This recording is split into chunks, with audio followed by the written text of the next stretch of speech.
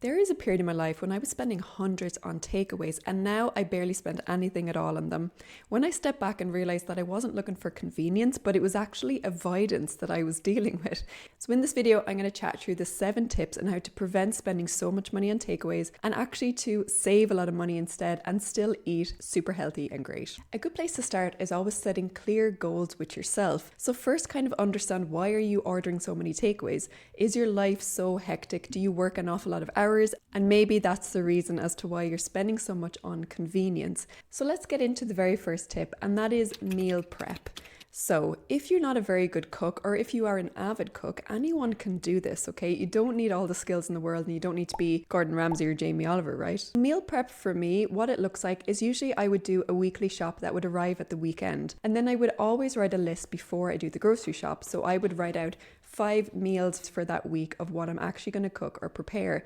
And in that, I also prepare lunches or have items on hand that are really quick that I can create lunches with, right? Because I work from home a lot, it's nice to have snacks around. And it's not about depriving yourself of food, it's just being a little bit more prepared with the week ahead. So if you have regular things that you love to eat, so for me it is spaghetti bolognese. I usually do a curry once a week. I do an omelette with all my leftover veggies. I tend to eat the same sort of things. So are you guys the same? Do you like variety on every day of the week? Or are you happy with back-to-back chilies for Tuesday and a Wednesday? Number 2 is to keep a takeaway fund.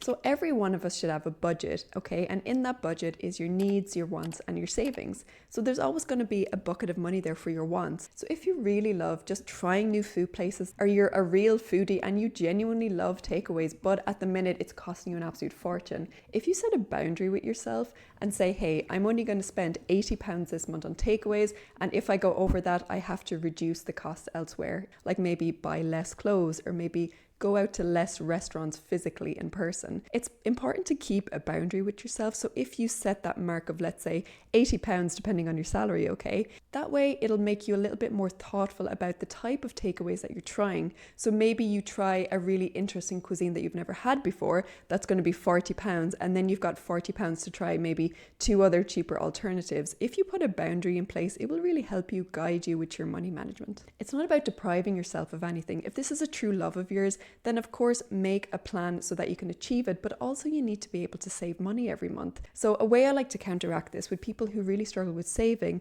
is to save at the very first day you get paid. Set up an automatic payment of a set amount into a separate savings account. But if you automate it, you are less likely to spend that money on takeaways or other junk. So number 3 is to make quick and easy meals. Your whole grocery plan for the week and your whole cooking plan doesn't have to be this big nightmare looming over you. And especially when you're tired from work, you don't want to have to cook, a 2-hour roast dinner. That's not what I'm talking about. But you can do really quick and easy recipes, like let's say a chicken stir fry. All you need there is a chicken breast, broccoli, maybe those little cute little corn things, some rice or some noodles, and you can whip that up in 10-15 minutes. It's super quick. And especially if you've got things like an air fryer, you could put the chicken breast in the air fryer. When that's cooking, you can go have a shower, and when you come back, the meal is actually cooked for you. If you put in simpler processes in place, it will really help you out.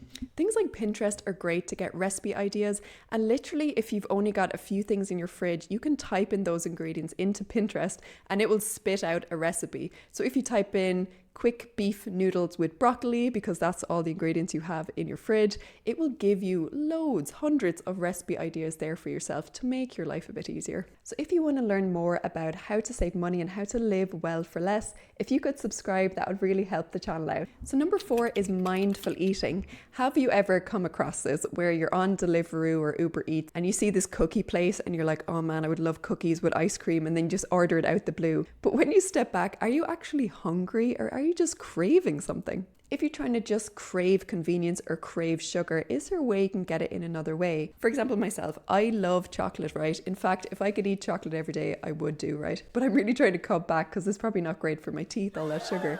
But what I've done instead is I get a sweet boost from things like medicinal dates. Yes, there's still sugars in them, but they're natural sugars. And it's linked with fiber as well, so it will make me feel fuller for longer. So if you can do these little switches, it will really help out the money in your pocket. The next tip is to find healthy alternatives. So if your kryptonite is that you keep getting a curry takeaway 2 nights a week, every week for the whole year, right? If that's what you love to do, Why don't you try and cook a healthy alternative of that?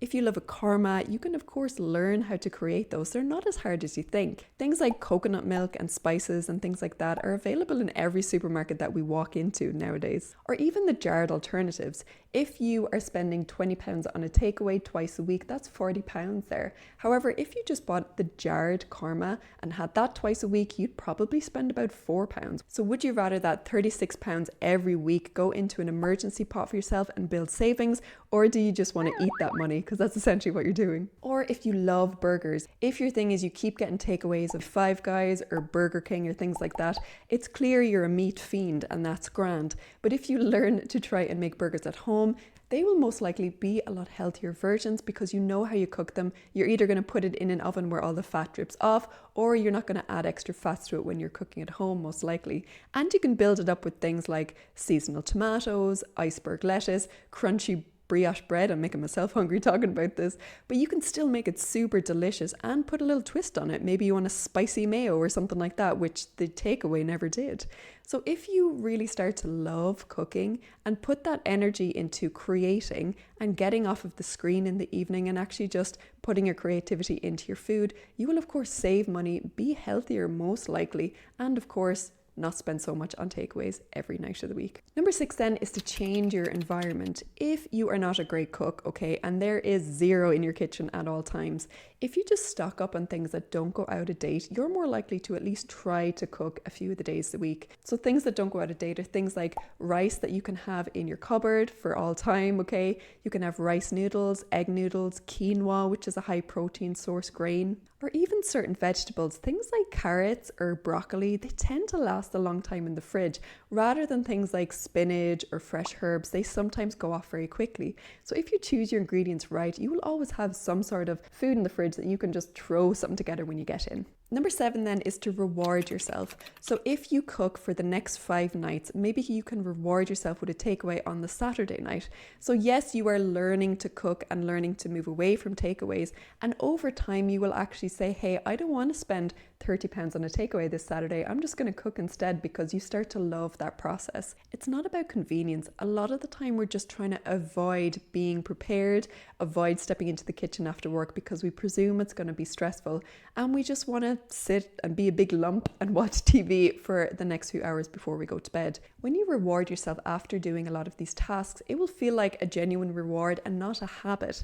Because if you're constantly buying takeaways, it's turned into a habit for you, and that you're not even actually trying to cook anything healthy for yourself. So when it's deemed as a, hey, it's a reward because you've done all these good things and, meal prepped, cooked healthy, it's genuinely seen as something you do once in a blue moon, which is totally grand, and everyone should have a budget for enjoying the food of life, okay? Changing it from a habit into a reward will help out your bank balance, I am definitely sure. What type of takeaways do you guys tend to fall into? For me, whenever I did get a takeaway, it was a burger, I'm not gonna lie. We have a place called Honest Burger in London, and oh my god, they're so nice. And because I'm celiac, this was one of the only places that did like a gluten-free bun that actually tasted pretty damn good. So I'm just gonna keep ordering from that thing. It was kind of like I'm avoiding even just trying to make this because I don't know how. It was a lot of that energy. I recently did this video on how you can save 40% on your grocery bill too. So I think this will really help you out for your next journey into saving money with food. Thanks guys, I'll see you soon. I tend to post 2 videos a week, so I'll see you in the next one. Bye.